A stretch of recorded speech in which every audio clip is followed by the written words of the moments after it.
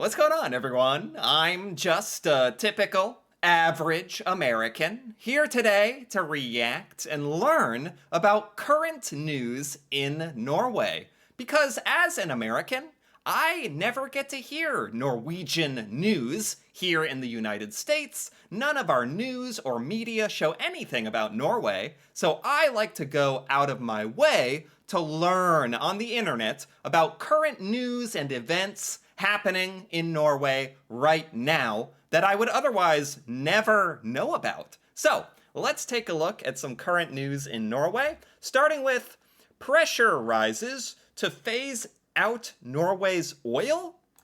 Phase out Norway's oil. Norway is known for oil. Isn't that like the basis of Norway's sovereign wealth fund, the $1 trillion fund? That's one of the reason Norway is so wealthy, right? Oil. How are you gonna phase out of oil? Although Norway is very going electric and green with electric vehicles and sustainable energy. So it is kind of I don't know, kind of a contradiction. Well, this is interesting. Is there really pressure to phase out Norway's oil? Who is pressuring this? Climate and environmental advocates in Norway finally have something to cheer about after a state commission concluded that the Norwegian government must launch a strategy to phase out oil and gas production as quickly as possible. Really? I mean, it's fantastic. Don't get me wrong, it's fantastic Norway wants to get rid of oil and gas and just use renewable, sustainable energy. It's good for the planet and climate and everything. But I'm just surprised. Isn't this such a big business for Norway? Is Norway still gonna sell oil to the rest of the world or export oil and gas? It must. Is this just to get rid of oil and gas usage inside of Norway? I don't think Norway would give up such a huge source of money, right? Right? Is that the American in me? All the money! You can't give up all that money! The commission also recommends halting all licensing for new oil exploration. Wow! This is a state commission. This is the Norwegian government saying Norway is going to stop even looking for new oil? Wow, so this is everything. Really getting rid of all oil. Really? In the meantime, along with restricting more production or construction of new production plants until such a strategy is in place, no more looking for oil. I am shocked. I'm shocked. Prime Minister Jonas Støre, shown here during a visit to Stipender offshore platform, has to deal with expert recommendations that Norway has to start phasing out its oil and gas industry. I am shocked that this is a thing. I guess I'm shocked about giving up all the business and money. But if anyone was going to go and give up oil and gas, it's Norway, which has proven to be such a global leader in turning electric and other things like that. Wow, though. Reining in the oil industry and developing renewable energy sources instead is, according to the Commission, the only way Norway can hope to meet the climate goals it has set for itself. Okay. Carbon emissions that are 95% lower in 2050 than they were in 1990. This is all so that Norway can achieve its goal. Okay, that puts it into a little more context. Norway set a goal to reduce carbon emissions by 95% compared to 1990, and the only way that's going to happen, Norway is now realizing the only way that's going to happen is if oil and gas is phased out as soon as possible. That's really admirable. Wow. Really respect. Big respect to Norway for that. Wow. Geez. In a low emission society, just about all emissions have to be removed for good, said Commission leader Martin Stanke. While presenting, policies must have that as a starting point. The question isn't whether emissions will be reduced, but which small emissions will be allowed to remain. So Norway has done such a good job at reducing its carbon emissions already that it's almost difficult to find more things to phase out to make Norway even more have less carbon emission. Okay. Wow. What a good problem for Norway to have. Good for Norway. Wow. Wow, the policies of all Norwegian governments since the start of Norway's oil age have instead been and remain just the opposite. Right. Norway is like a big part of the Norwegian economy is based around oil, I thought. Isn't this a big deal? Both labor and conservative led government coalitions have supported and promoted Norway's oil and gas industry over the years because all of the jobs it does create and how much money it generates. Yeah. Yes. What do the people of Norway think about this? This is a big deal. I don't know how this is going to affect Norway's economy. People are going to lose jobs. Norway is going to lose money. There's no doubt about that if you get rid of Norway's oil and gas production. But it's for the betterment of the planet, which is really selfless. That's really amazing. What? Oh, the current Labor government still stands behind the oil and gas industry. Wow. Wow, Norwegian politicians in power have continued to expand the lucrative oil industry, while lagging far behind other countries in developing alternative energy sources. Norway can boast how most of its energy comes from hydroelectric, but most of all of its oil and gas is exported at currently high prices. Yeah, interesting. So Norway, the country, isn't like using the most oil and gas. Norway exports oil and gas. Most of it is exported at high prices to help the Norwegian economy. So it's really good for Norway to sell oil and gas, but it's bad for the planet. And Norway is like trying to confront that contradiction. Wow. This is amazing.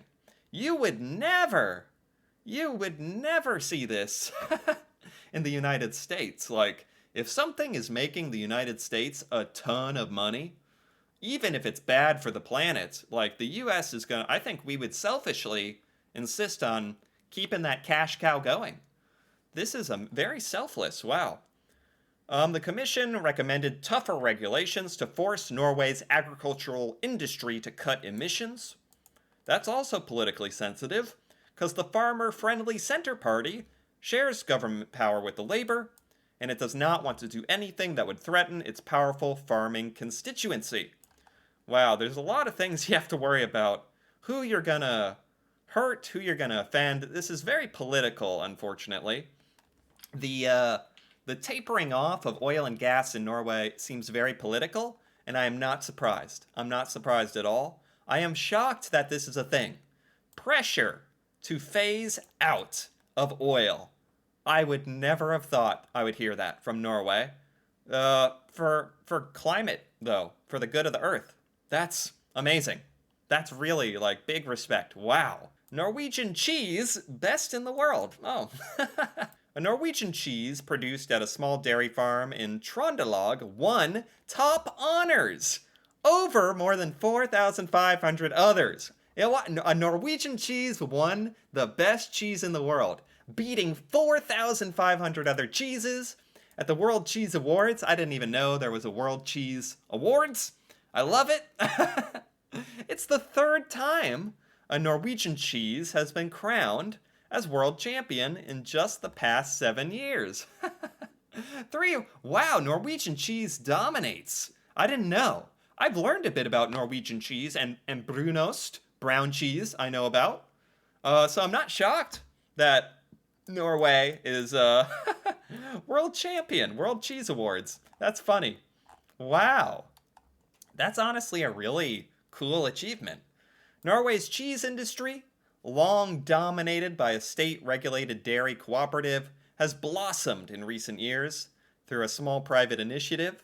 It's attracted international attention, winning an earlier world champion in 2016, won the world championship, was singled out as the world's best cheese. What kind of cheese is it? Like, what's the specific type of Norwegian cheese? Because there's a lot of cheese.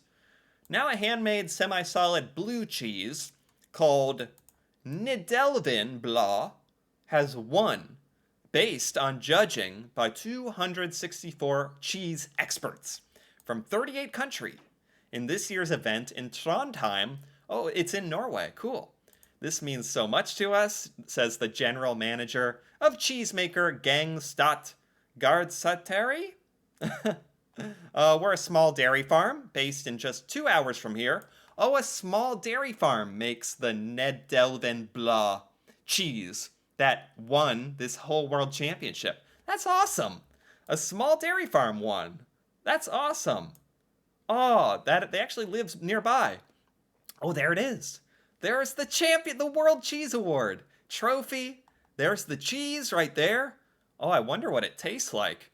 I mean, the cheese that wins the Cheese World Championship must be quite a cheese. I tell you, that's fascinating to think of what that tastes like. Okay. And it's their bestseller. They won Super Gold in 2019. Wow. Now it has top honors. It has an interplay between mild and blue flavors. It has a creamy, dense fudginess. Wow. I've never heard that describe cheese. A total of 4,502 cheeses entered the championship. They were whittled down to 100, and then 16 finalists were rejudged, and Norway won the best cheese in the world. That's awesome. That's very wholesome. I needed that. I needed that news. Tensions high at Soviet War Memorial. Something to do with Russia Memorial? Norway marks the anniversary of when Soviet troops crossed the border at Kirkenes in 1944 and launched the liberation of northern Norway from Nazi German forces.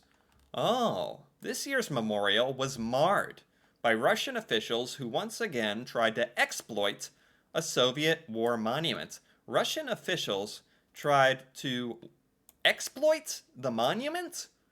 What does that mean? What were they doing? Now Russia has become an occupying force in Ukraine. The cross-border friendship between Russia and Norway has been put to the test. Right. Russian officials were not invited and not welcome at this year's annual ceremony. So this year, because of the Russia-Ukraine conflict, Russian officials weren't invited to this Soviet War Memorial. I see. That's why tensions are high. Local officials opted to place a wreath on Wednesday that paid tribute to the Soviet soldiers and to Ukraine, not to Russia. The wreath featured Ukraine colors. And dedicated it to the memory of the sacrifice that the soldiers of the Soviet Red Army gave for freedom. Yeah, I suppose it's worth making that distinction. This is a celebration of those Soviet soldiers that helped liberate Norway from Nazis, which is worth celebrating. But Norway doesn't want to celebrate modern, current day Russia and their activities. And they added support of Ukraine in there as well. That all makes sense to me. Okay, that's all well and good. That makes sense. And I'm sure Russia was not happy about this, right? There was a conflict? A Russian activist living in Kirkenes showed up with red roses and tried to move the Russian wreath back into position over the wreath honoring the Soviets and Ukraine. Oh, a Russian activist showed up and tried to move the Ukraine Soviet wreath off of the memorial and put a Russian symbol there. I see. That's why it's so controversial. Yeah, there's no place for that, and I see. So I'm sure people were upset about this. It was a kind of a big symbol of disrespect and kind of highlighting the conflict going on right now. I see. Tensions high at Soviet War Memorial. That makes sense. What else do we have here? Oslo gets a new city government? Okay. Oslo gets a new city government, like a whole new government? Oh, so it's been 7 weeks since voters in the Norwegian capital dumped their former Labour Greens city government. Okay, because of the election. Most thought the Conservatives won, but their leader in Oslo wound up struggling to form what's now a new minority coalition with the Liberals, and had to rely on a support from the right-wing Progress Party and the Christian Democrats. I don't understand any of this. I don't I don't know anything about Norwegian politics, not much. Um, Eric La Soldberg and Ann Lindboe were triumphant after their Conservative Party won 33% of the vote. Right, so the Conservative Party, that's what's becoming the new city government in Oslo. Is that what it is, I think? Okay. Okay, that makes sense. I don't understand the details of this, the political stuff, but that's interesting. And it makes sense that a new government is being put in place. And finally, I have one more article here I thought sounded interesting. Norway regrets its EV push because it made people dependent on cars. Norway is regretting its electric vehicle push. Why? Why would Norway regret? That's what Norway is known for. That is what Norway is praised for here in America, is its electric vehicle adoption. Why would Norway regret it? The Norwegian government's efforts to make electric cars more affordable and easier to own, even relative to taking public transportation. The Scandinavian country has one of the lowest rates of public transportation in Europe, but the situation is getting worse. Oh, isn't that the point, though? Isn't the point to get people into electric cars? But it's causing people to prefer electric rather than public transportation? Is public transportation electric, or is it combustion? Or is it gas powered? So Norway is upset that the public transportation is not getting used enough? Is that really a problem? Vox looked into how the state-encouraged EV push is cutting off resources for public transportation agencies. Really, the effect of EV adoption on public transport has been a particular concern for Norway's cities, because boosting transit ridership has been a linchpin of local mobility strategies. So a lot of local areas in Norway rely on people using public transportation, like to generate money, I guess. And now a lot of Norwegians are using electric vehicles, and public transportation's not being used enough. Bergen opened a rail line in 2010, and Trondheim overhauled its bus fleet in 2019. But generous electric vehicle incentives are making driving cheaper. They make public transportation less cost competitive. I thought this would be a good thing. So this is a bad thing? I thought that was the whole point, for people to get electric vehicles and save the environment, save the planet. But this is actually becoming a problem, because now public transportation isn't being used enough.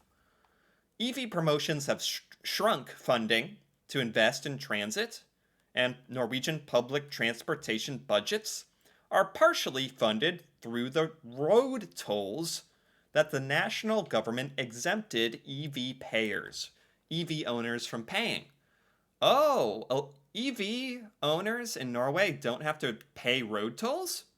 Oh, so this, it's inadvertently losing Norway a lot of money. Huh. This is an interesting problem. As more Norwegians purchase EVs, transit revenue has fallen, major investments are threatened, like the new metro line in Oslo. Oh, I don't know what to think about this. Electric vehicles have done so well in Norway that a lot of Norway's investment in public rail lines and public buses and public transportation is now losing money. But it's kind of for a good reason, because of electric vehicles. I don't know what to think of this. Maybe Norway should just get electric trains and electric buses. Make everything electric. Or I don't know what to think about that. That's kind of breaking my brain a little bit, because I would have thought this is what Norway wants. everyone to drive electric.